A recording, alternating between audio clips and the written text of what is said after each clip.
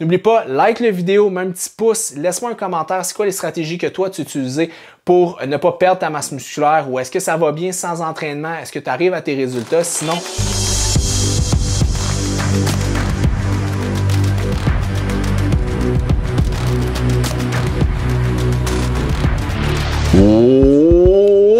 What's up tout le monde? Et ça, je lance, je drop les deux mics en même temps. Aujourd'hui, je vous dis comment adapter ton alimentation dans un moment que tu peux pas t'entraîner. Tu es en voyage, tu es dans une situation contextuelle qui ne fait que tu ne peux pas t'entraîner.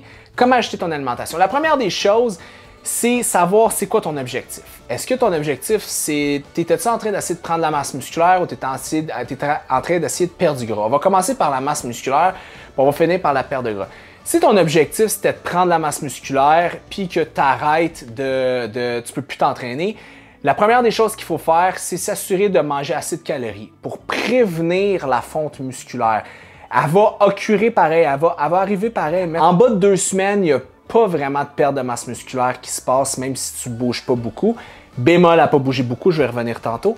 Donc le but, c'est de manger autant de calories que tu en dépenses ou avec un léger apport calorique. Tu vas peut-être prendre un peu de grammes de gras sur ton corps, mais tu vas freiner presque à 100% la perte de masse musculaire. On va commencer à avoir une perte de masse musculaire si tu fais rien du tout. Après, je te dirais 2 semaines. Et par la suite, ben, ça va y aller exponentiel de semaine en semaine en semaine. Ce qu'il faut comprendre, c'est que si tu restes actif, que tu joues au basketball, que tu marches, que tu jogues, que tu es juste actif un petit peu, tu vas avoir juste les micro-stimuli de la vie en général, va donner une réponse au niveau de tes muscles qui va quand même t'encourager à garder un peu de tonus musculaire sur ton corps, ok? Donc le but, c'est que si tu peux plus t'entraîner, il faut quand même que tu sois un peu actif. Tu vas marcher, tu vas promener ton chien, tu joues au basket, tu jogues, whatever, tu fais juste bouger, même si c'est plus de l'entraînement en musculation, tu manges autant, sinon plus de calories pour prévenir ça. Oui, la perte de masse musculaire va arriver, mais il y a quelque chose qu'on appelle les cellules nucléi, donc la mémoire musculaire en bro science, qui fait que les résultats que ça t'a pris 2, 3, 4, 5, 6, 10 ans à aller chercher, tu vas pouvoir en perdre pendant des mois, pendant 1 mois, 2 mois, 3 mois, 4 mois, mais la réalité, c'est que quand tu vas recommencer à t'entraîner, ces cellules nucléiques-là sont déjà là, cette mémoire musculaire-là est déjà là. Fait que d'habitude, les études montrent que ça va te prendre autant de temps reprendre ta masse musculaire que le temps que tu as arrêté de t'entraîner. Tu as arrêté de t'entraîner 4 mois, ça va te prendre 4 mois pour venir avec la même masse musculaire que tu avais avant d'arrêter après 10 ans d'entraînement. Fait que ça va quand même assez rapidement, tu comprends? Fait que c'est ça le truc qui est vraiment intéressant. La deuxième des choses, si tu veux perdre de la graisse, ok? Même si tu t'entraînes plus, tu peux quand même continuer à perdre du gras, puis tu peux... C'est ça l'objectif. Oui, vous allez me dire, il y a moins d'entraînement, c'est plus difficile de perdre du gras, comment il faut que je mange pour y arriver? La réalité, c'est qu'en perte de gras, il y a un gros facteur qu'on appelle le NEAT, N-E-A-T, c'est Non-Exercise Activity Thermogenesis. C'est le nombre de calories que vous brûlez sans faire de sport, juste en vivant au quotidien. Exemple, que vous êtes confiné à la maison, vous ne pouvez pas bouger comme avant, inévitablement, c'est beaucoup de calories. Moi, j'ai calculé environ combien de calories je brûle dans une journée normale versus combien de calories je brûle lorsque je suis confiné à la maison. Et lorsque je suis à la maison, j'ai 300 calories de moins de brûler. C'est une réalité. Fait qu'il y a 2 choses que vous pouvez faire. Ou vous coupez 300 calories de votre alimentation ou vous augmentez votre dépense énergétique de 300 à 400 calories. Comment? Sortez dehors, allez marcher, allez courir. Bougez, vous êtes en voyage, vous êtes en Grèce, vous êtes à Lisbonne, vous êtes à Berlin, allez marcher, allez vous amuser. Ça paraît que j'ai écouté Casa del Papel, je chante tout le nom des gars.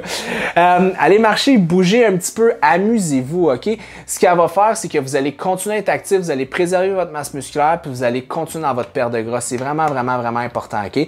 L'autre chose aussi, avant de diminuer vos calories, assurez-vous vous mangez comment avant d'être confiné ou avant d'arrêter de bouger pour faire du sport. Est-ce que vous mangez beaucoup? Est-ce que vous mangez pas beaucoup?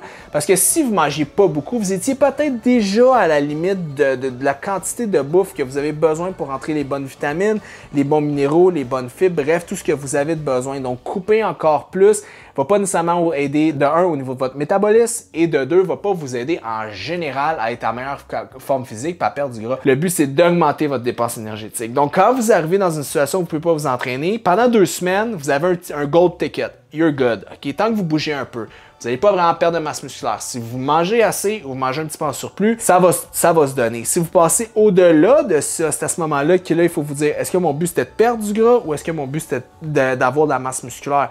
Fait que c'est d'y aller entre les deux. Moi, personnellement, je suis dans un hybride des deux.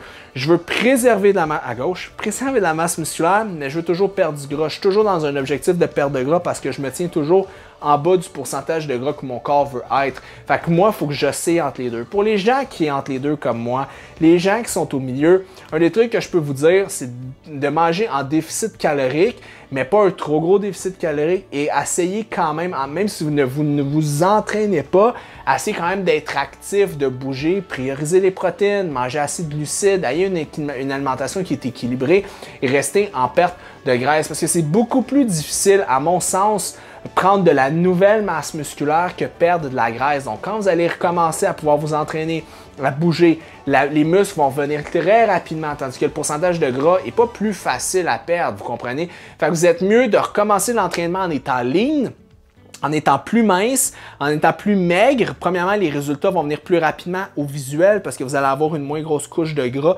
entre le muscle et votre peau. Et la deuxième des choses, c'est que par rapport à ça, une fois que vous allez persévérer, vous allez avoir d'aussi bons résultats à cause de votre mémoire musculaire. Donc voici mes conseils si tu ne peux pas t'entraîner pendant longtemps, puis comment ça va occurrer au niveau de ton corps. N'oublie pas, like la vidéo, mets un petit pouce, laisse-moi un commentaire, c'est quoi les stratégies que toi tu utilises pour ne pas perdre ta masse musculaire ou est-ce que ça va bien sans entraînement, est-ce que tu arrives à tes résultats, sinon... Alright, like la vidéo, comme j'ai dit, commente-le et surtout envoie la vidéo à 5 de tes amis. Plus qu'on est de fous, plus qu'on rit. Alright, ciao guys.